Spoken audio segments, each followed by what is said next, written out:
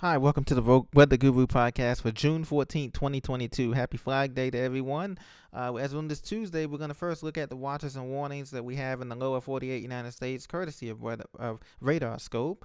And we're also going to look at the national weather picture for the next 2 to 3 days and a brief look at the tropics to see what's out there as well. Thank you for joining me, the Weather Guru. Please be sure to subscribe to this channel for the latest updates in the weather as needed. So right now, we're looking at basically severe thunderstorm warnings in Virginia and West Virginia. Now, this is the same complex of storms that brought heavy rain this morning through the area of central PA and Maryland and DC area and central PA, and this is the same complex of storms that are continuing to dive south off the coast here. So we have three severe thunderstorm warnings here in effect, for two for West Virginia and one for Virginia here, one around the Lynchburg area. Now these are all hail producing storms, so if you're in Lynchburg, Bedford, Timberlake, and these all last for the next 41 minutes here. These two in Virginia are producing quarter-size hail, or hail up to, and wind damage and winds up to 60 miles an hour, and hail up to quarter size, or 3 inches, 3.75 inches. So these two ones in Virginia are producing, the ones in West Virginia are producing hail at 1.25, a little over an inch and a quarter here.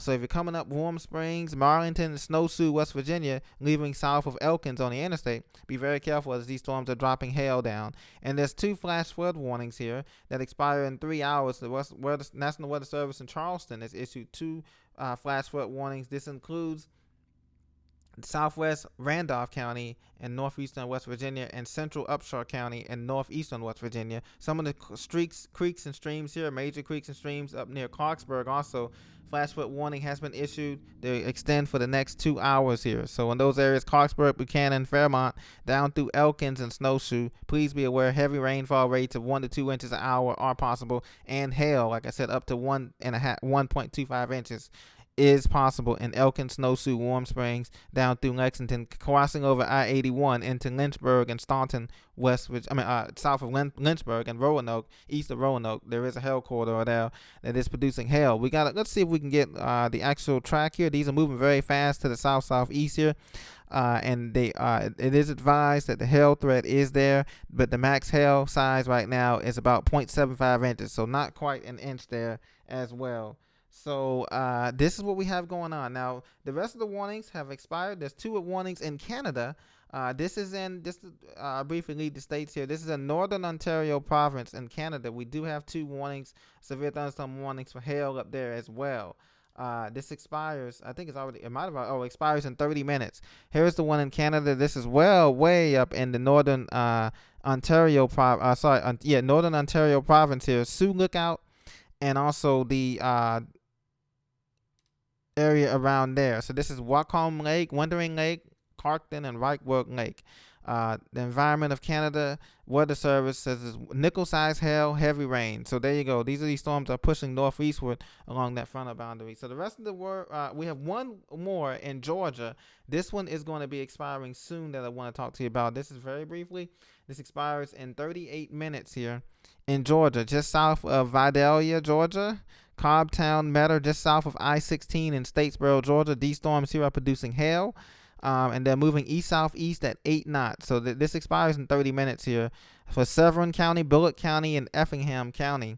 They're moving southeast at 20 miles an hour. Wind gusts are at 60 miles an hour and nickel-sized hail. So if you're come along I-16 between Statesboro and Metter, Georgia, and also Newington, Georgia, just to the north of I-16, and if you're going into Savannah, Georgia, in the next hour or so, be very careful as these storms are advancing to the southeast, anywhere around the Savannah area or Richmond Hill, Hinesville, Georgia. Be very careful coming through this area here on I-95 and I-16 as well as those around the base there too as well, in the port of Savannah. So be very careful there if you're heading toward that area. There is going to be some hail and heavy rain coming in the next hour for those areas along I-16 and I-95 corridor.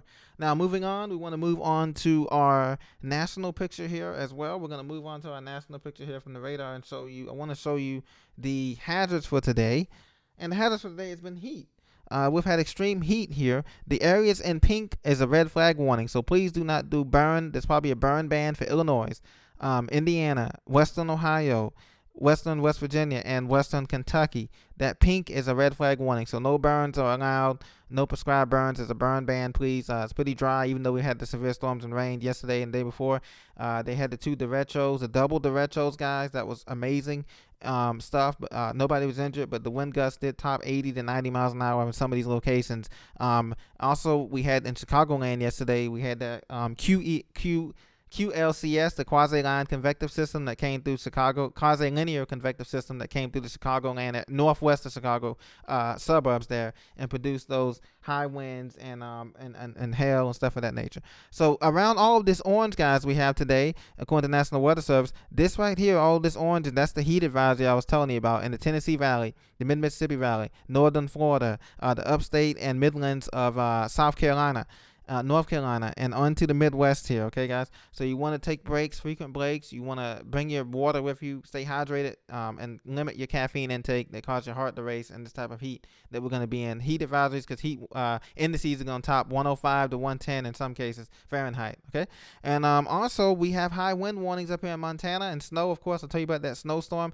There's heavy snow in Glacier National Park and the Yellowstone National Park as well. There has been flooding in Yellowstone National Park here, and that's why we have flash flood warnings and flood watch and warnings. Some of the creeks up down here in Yellowstone have been flooding, so be very careful if you're heading to Yellowstone National Park. The roads are closed there, and things of that nature. And if you're going to Glacier National Park in Montana, please be careful. There's 2 to 3 feet of snow up in the higher elevations of the Bitterroot chains there, and it's going to be interesting to see what happens. And then elsewhere, we just have the brief wind warnings here for central Oklahoma out toward Enid, Oklahoma, and then we have some in the California mountains, Santa Monica Mountains, north of LA, and in that area too. So as we had high wind warnings there as well. So looking at the tropics now.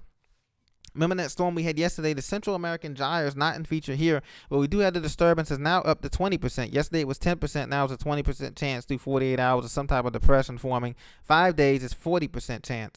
What's inhibiting this storm is that it doesn't have a closed low, a closed center of low pressure, and you need that to have any type of tropical entity, whether it's a depression or invest or a storm or a hurricane. You need a closed center of low circulation at the surface. This storm does not have that. And secondly, there's going to be some land interaction. If it doesn't get its act together, it's going to interact with the heavy high mountains of Honduras, Nicaragua, and to a lesser extent, Panama. It's going to be interacting with that land interaction. So in the next 2 or 3 days, if it can't get its act together by Friday, it's just going to disintegrate over land, and that's going to be the end of that. Now, if it does manage to survive after Friday, and this 40% chance is true, then the depression could form, and we could be looking at maybe a Bonnie. But by then, this thing is already going to be inland somewhere along this coast, somewhere before it gets to Yucatan, okay? So that's the deal with the next. But the next name that we do have is Bonnie. Now, the Eastern Pacific, we don't want to leave you guys out. You guys have Tropical Storm Blas right now. Winds are at 45 miles an hour. It's going to continue to strengthen. As you know, these Pacific storms, Eastern Pacific storms get quite strong. Good news is it's moving north at 2 miles an hour. So if it's moving very slow, almost stationary. But if it continues on this path, it would make a landfall somewhere in Mexico along the coast. But looking at the details right now, it's going to continue to strengthen, and it's going to move away northwest, as most of these storms tend to do in early June and July. They move north and then northwest out to sea. It's going to become a hurricane by Thursday, and then it's going to go into cooler waters, I take it, by Friday, Saturday, Sunday, and those cooler waters are going to obviously weaken it down to a tropical storm. So this is Blas. This is the latest of the 10 a.m. Central Advisory here for you. And so it's going to be absolutely interesting to see. But they do have that tropical storm out there. And we're going to see the strengthening path of it here. Let's just see. For Blas, let's just see what they're going to give it here. They give Blas going up to a Category 1 hurricane. It's the highest it's going to get, 80 mile an hour winds, a minimum Category 1 hurricane at 80 miles an hour winds before weakening after 60 hours, like I said, in that cooler water, going back down to tropical storm strength. So there will be some swells and whip currents with Blas, tropical storm Blas, and you're gonna see here that they're not gonna get any tropical storm winds. That's gonna be a blessing for the Mexican coast from Cabo down to Puerto Vallarta and other areas down there. They're not gonna get any tropical storm winds. As you can see, the probability of tropical storm winds hitting is less than 5 or 10% the coastline of Mexico as it moves away. So that's gonna be good. It's more of a shipping interest storm. For those shipping interests out there, be careful. Could cause a lot of swells, ocean swells. Maybe 10, 15-foot waves, 20-foot waves, and that's pretty much about it. As far as Tropical Storm Blas is concerned. Oh, and then I'm gonna forget about our friends and the I'm gonna go back here. I don't want to forget about our friends in the Central Pacific, Hawaii. There's nothing going on there. There's a low pressure area about maybe about 850 miles, 1,000 miles to the southwest of Hawaii there, but it's just a low pressure center of clouds and some storms. Nothing really crazy.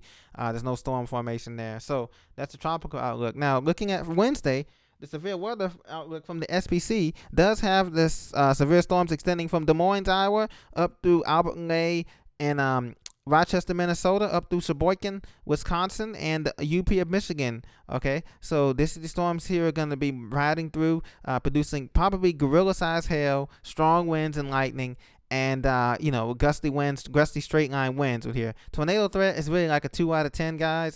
We don't see a huge tornado threat with this storm here, but there can be tornadoes that spin up. EF1s and EF2s can spin up along this boundary here. And elsewhere, we have a slight storms, typical summertime storms we have in the southeast here, all the way up through the mid-Atlantic, up through the northeast here. Okay, these are running along a ridge here. There's gonna be along this high pressure ridge here. These ridge runners, we like to call them, that run along the ridge here, above the ridge here, and slip underneath and create some instability. So we're gonna have those typical summertime thunderstorms all the way up the eastern seaboard here. Elsewhere in the west, things look absolutely fabulous, but just super hot. I mean, Denver was 100 degrees Fahrenheit yesterday.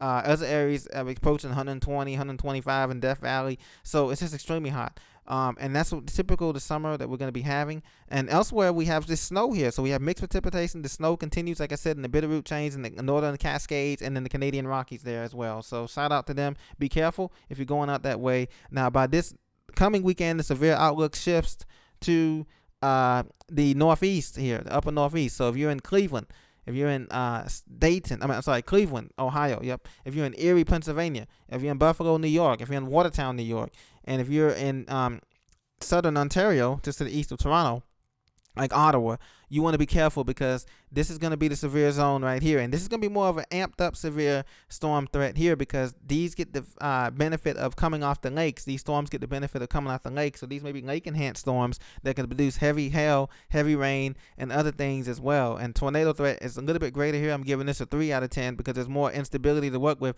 as there are going to be. Some of these people are going to be in, some of these states are going to be in the warm sector here for a long time. So if you're in Cleveland, Erie, down through Akron, all that area, Pittsburgh, the Laurel Highlands here, Pennsylvania, down through Elkins and Charleston, West Virginia.